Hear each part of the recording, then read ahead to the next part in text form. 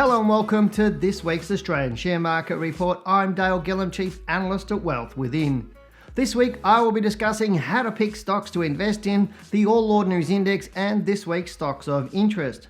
Now before we jump into the report, I'd just like to mention that if you have any thoughts on investing or trading, please comment below and be sure to subscribe to our channel so you keep up to date. So let's get into this week's report. Everyone knows that investing in the stock market is about building wealth, but how do you find the best stocks to invest in? Now each of us have our own method for how to pick stocks to invest in, with some relying on hot tips, while others use professionals or stock tipping reports, and some people just like the company because they use their products. There are also those who apply time-consuming analysis, while for others it's like throwing a dart at a dartboard and hoping for the best. Most people seek out recommendations from others because they lack the required knowledge and skill and confidence to do it themselves. But this needn't be the case. When selecting stocks to buy, you need to ensure they align with the goal of your portfolio, whether that be growth or income or a combination of both.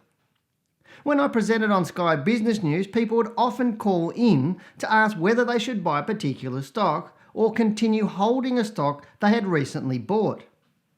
When asked this question, I would always respond by asking why they were looking at the stock in the first place. Now, unfortunately, I would receive a myriad of answers, but none of them mentioned that the stock aligned with their investment goals. Rather, it appeared that most took a scattergun approach as to how to pick stocks to invest in.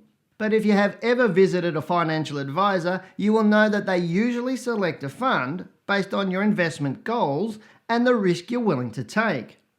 And this process is no different when identifying stocks to include in your portfolio. Your goals will be influenced by many things, including your income, the size of your family, and your current wealth. But irrespective, the question you should be asking yourself to determine which stocks are suitable for you include: how long do I want to invest for? How much money do I require to achieve my goals? What returns do I expect? What level of risk will I feel comfortable with? How much capital gain am I willing to risk for the opportunity to make higher returns? And most importantly, is what I decide to invest in going to allow me to sleep at night? Because it's far better to sleep than to be worried about how your investments are performing, particularly if you choose to invest in stocks outside the top 150 by market capitalization. So let's look at 4 factors you could consider when picking stocks to invest in. Firstly, if you are trading over the medium to long term and your investment goal is for growth and income, then look for stocks that pay a dividend yield of 3% or higher. The dividend yield is simply the income you receive from holding the stock, expressed as a percentage of the stock's current market price. Typically, when looking for stocks, I don't recommend you invest on dividends alone. This is because the stock must represent good value first and foremost in terms of capital gains. In other words, you should look for undervalued stocks that are likely to achieve good, solid growth in terms of capital gains and a good income from dividends. Secondly, the stock should have a low price earnings or PE ratio. The potential for a company's share price to rise and fall depends on how fast its earnings are expected to grow. Therefore, the PE ratio provides investors with an indication of the prospects of the company. A low PE ratio compared to other stocks in the sector or index suggests that the stock is undervalued and a good buy. Inversely, a high PE ratio indicates that the stock is overvalued and should be sold.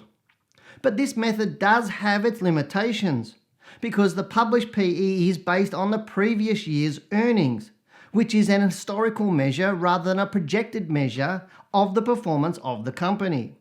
Therefore, while the PE is important, I would suggest that the earnings per share, or EPS, is more so.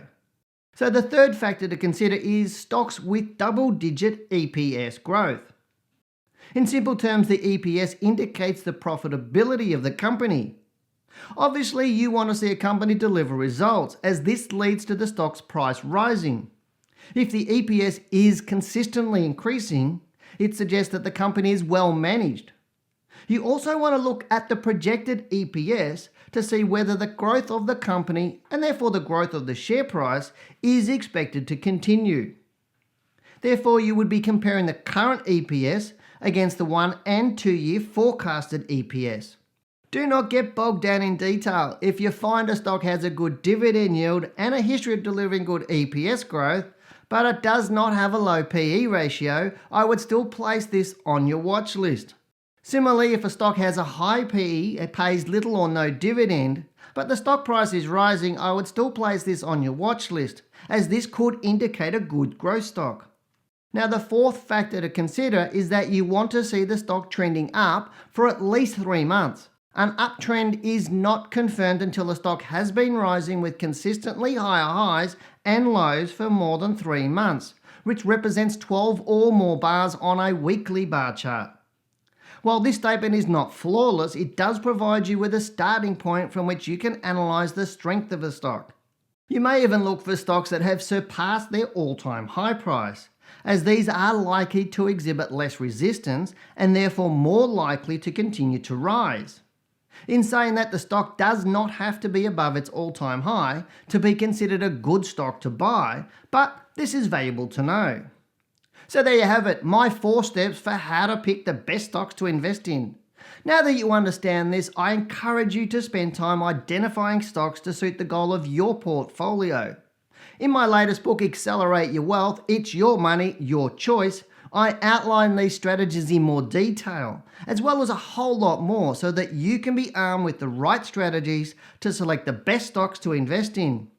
My book is available at all good bookstores and online in the investment shop at wealthwithin.com.au. So let's get into this week's stocks. Okay, this week I want to do something a little different by showing you why you shouldn't just buy based on someone else's recommendation. So what I did was just went into Google and Googled the top 10 stocks to buy or top 10 recommendations to buy, and just I'm going to have a look at those, and we're going to analyse these stocks. Now, don't get me wrong, I'm not suggesting that these recommendations are bad, but you need to understand they're just someone else's opinion. What I really want to illustrate is why it's important for you to do your own due diligence and actually spend the time analysing the stocks you want to buy, rather than relying on someone else to guide you on your investment decisions. Now, yes, some of the people that will come up, or some of the companies come up, are very big, reputable, brokers, fund managers, those sorts of things, or seeming experts. And I don't mean that in a derogatory way. In terms of, somebody, like myself doing recommendations, or other fund managers or traders doing that, but you just don't know who you're dealing with. And the thing why I'm saying it is because behind it all, you don't know why they're picking that stock. Now, they're going to give you some fundamental reasons or some technical reasons why they're picking that stock. But especially with people in the industry, I'm talking about big fund managers, brokers, and that sort of stuff. There's a lot of backroom stuff that you just don't know about, and they could be pushing a stock or not pushing a stock for other reasons because they're going to make some money out of that. So you're not sure of the quality all the time of the recommendations. But again, I never, in my well over 20 plus years of trading the market, I've never, ever, ever, ever taken anybody's recommendation, not once. And I don't ever think I will. Well, I know I never ever will. I don't ever Google what somebody else is thinking. Now, I stopped doing stock tipping reports, over 14, probably 13 years ago, something like that, because I found even though you could get them all right, in the context of what I was meaning when I was talking about them and what we're writing about, people still made mistakes. People still made the wrong decisions. People still didn't buy or bought way too late and didn't sell when we're talking about selling, or sold way too late, and really kept second guessing it. So if you're going to keep second guessing the expert, why would you even take their opinion in the first place? But that's the point. It's about understanding what you're doing, not just relying on somebody else. Now, what I'm going to do is have a bit of a talk about the All Orders Index, and then, sorry for shuffling paper. talk about the All Ordinaries Index, and then what I'm going to do is just bring up these stocks one at a time for yourself to have a bit of a look at. So as I said, these are on the front page of, or the top of Google, on the hot stocks to buy.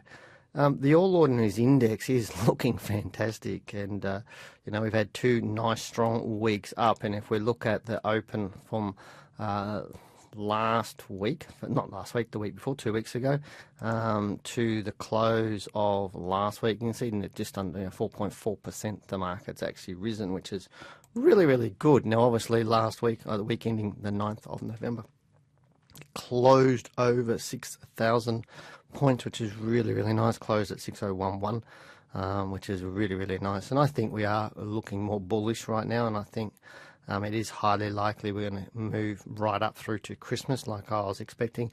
It did fall down into that sort of area that I was expecting, 5824, right down into here, so it went down to 572160. It was sort of in the midpoint between those in La La Land, and sometimes that does it, but you can see there's a whole lot of heavy support right across there. If I draw a horizontal line across here, you'll see there's a lot of heavy support right around that pricing there, around that 57.20 sort of mark. So there's no surprises that it stopped there, but isn't going to keep going, and that's what we really do need to look at. Is it going to keep going? Now, I would expect it will.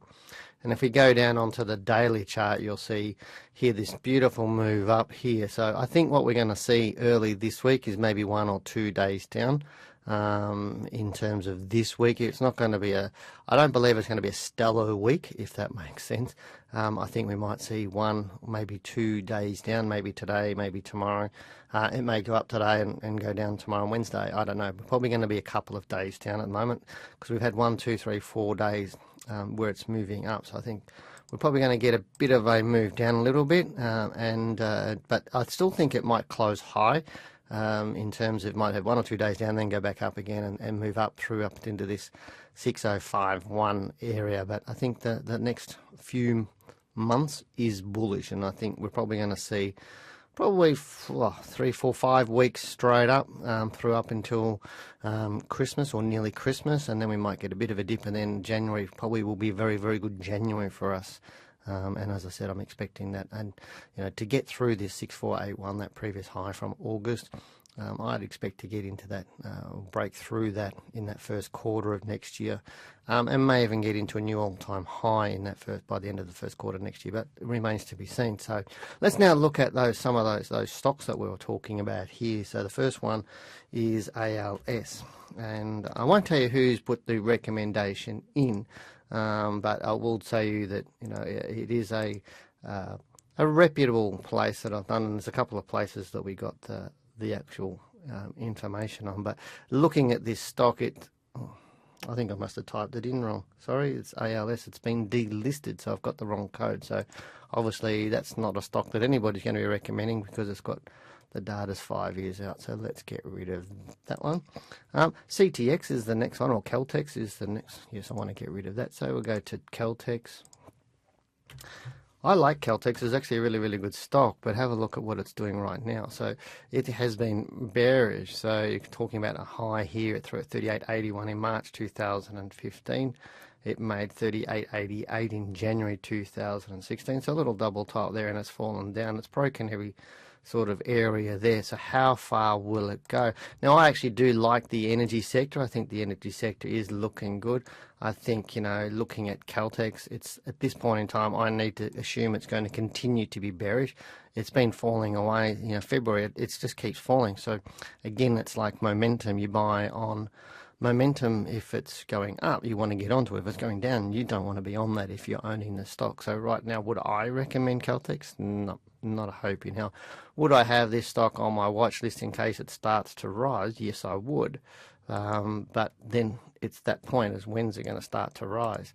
And at this point in time, I can't see that it is actually going to do that at this point in time. So I think we're going to see a move down, probably down to this sort of 22 sort of dollar area. So it's a little bit too early to buy this stock. But as I said, I really do like the energy sector. The next one I've got is CGF.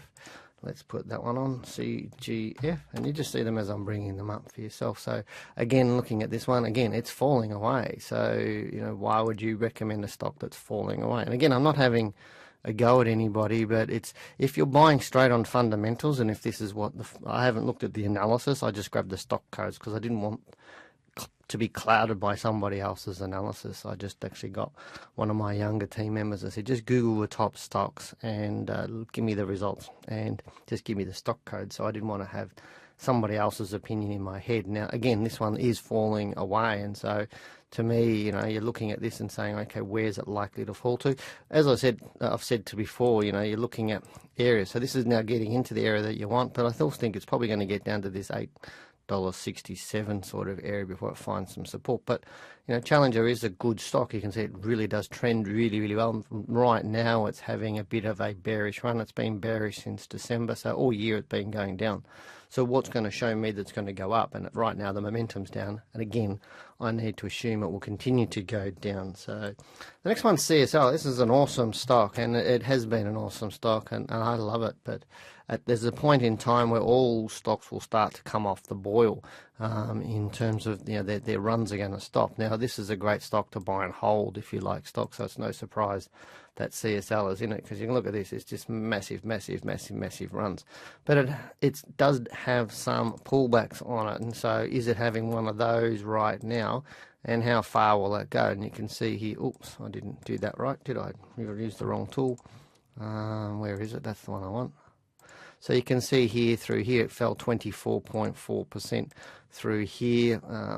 Here's another fall here.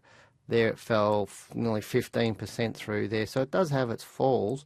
There it fell, what's that? That's 12.43%. Which one here is that 17? Yeah, 17.92%. So how far has it fallen so far off this? It's fallen 24.93%. So it's in the ballpark for having its fall, isn't it? But right now it's had one nice month, or 1 week up, and then obviously last week, well, the All Ords was bullish. This one was a little bit more bearish. I'll be waiting to see whether this move is over or whether it's about to start its rise.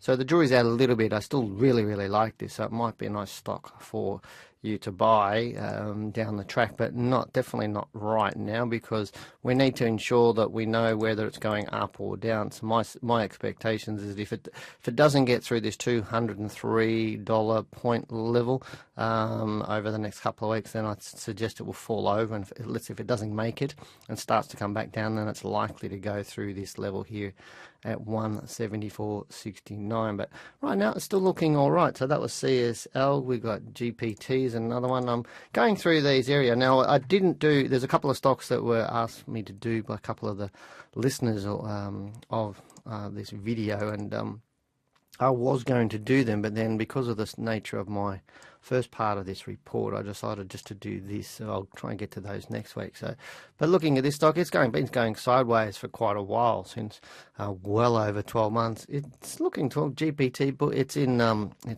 property. In terms of it's a property trust, so it plods along. Property trusts sort of plod along. So whilst it wouldn't be a strong buy, it is still a buy, and I don't have an issue with that. The momentum's moving up. Would I buy it right now? Probably not. I'd just be sitting back waiting, because it's a big sideways movement, but I'd be looking for some sort of bullish sign here. LINL is the next one. So as I said, these are all great stock picks by somebody, and it was only Friday afternoon when we said best stocks to buy on the market, and look at this one. That's definitely not the best stock to buy on the market, is it? So if we look at that, it's now fallen. Oh, wrong tool again, haven't I? It's Monday morning, guys. Look at that, and look at that. It fell 36%. To closing to 34% to a close over the last 1, 2, 3 months, and look at the huge fall we had only last week. So definitely not a stock I'd be looking at buying right now. Some people, and this is what happened on AMP, some people got into AMP, they thought, wow, it had this big huge 20-something% fall. They jumped in trying to stagger profit, which is just speculating on a bounce, and it did bounce, and it went up a reasonable percent, over 10%. in price, but people don't understand how high risk that is. That's huge risk if you don't understand what you're doing, because AMP is now coming back a bit again, and you don't know whether the move is over and or whether unless you get out of it really, really quickly. And so it's one of those really speculative things. So some people may get into this stock this week after seeing that huge fall last week, trying to do exactly the same thing, because from the close of the week before to close last week, it was down 17.3%. So definitely not a stock that I would recommend. Let's go a couple more there. So we've now got a Link. Look, there's Link Administration Holding. Gee, this is all over the place, isn't it, this stock? Is it bullish? Is it bearish? It's not really. It's all over the place. It's only had a couple of years of history. So let's look at the weekly chart. I wouldn't suggest it's not going up, but right now, is it strongly bullish, and are there better buys? Probably. There's probably better buys than this at this point in time, but I don't mind it as a buy, because obviously there's some good fundamental reasoning behind it, and it's reasonably liquid. You're looking at there, volume is 7.5 million shares on a $7 stock, so it's pretty good. So keep an eye on that one. And I'll just do one more, and this one is called A3D, and I've never ever looked at this stock, and that's probably why I've never ever looked at it. Would never recommend this stock in terms of it's very low liquid. You're looking at 381,000 shares at 69 cents, very low liquidity. So it wouldn't even be on my radar. If you'd have to be somebody of a very good trader to be able to pull this off in terms of getting in and getting out of it, because how would you get into it and how would you get out of it? It'd just be pure speculation most of the time. So and so to me, it really is looking at what is the purpose of your portfolio. And the reason why I brought these stocks up is that somebody's pushing these stocks for a reason, and you'll see videos of CEOs, people like that pushing, they're on the media, they're pushing their stock pricing because they get paid bonuses on their stock price. Remember, their job is to drive value for shareholders. But brokers also get bonuses all the time for pushing stocks at different times, regardless of the interests of the person buying the stock, or the individual, the retail client. Now, they do have to have their due diligence and everything else, but if they've got a good story that sounds reasonable, hey, look, it's doing this, it's doing that, it's doing that, all speculation, people will buy into it. You just need to know whether it fits your portfolio style or not, and this is where tips are something that I strongly recommend against, especially tips in chat forums and stuff like that. I mean, if you are Googling for stock tips and you're asking for free stock tips, the value you get is exactly the value you pay. And I'll leave it at that. So I'll finish this up. As always, if you want me to look at some stocks for you, please just type down below, hey Dale, have a look at this, I like this stock, or why are you buying it, or why you think you like it, etc. If you've got any questions, please do. Now remember to like the video so that you can be a part of the live online session once we get 1,000 subscribers. So please like that video. Good luck, take care. What are your thoughts? If you've got any questions, please comment below. Go and listen to our Talking Wealth podcast. They're available on Soundcloud and on our website. Now they're jam-packed with valuable information which will help you elevate your trading. Now if you're serious about learning to trade the share market and you'd like more information about our courses, please click the link in the video description below. Thank you very much for watching this video. If you've liked the video, remember to subscribe to keep up to date. I'm Dale Gillam, the Chief Analyst here at Wealth Within. Goodbye, good luck, and good trading.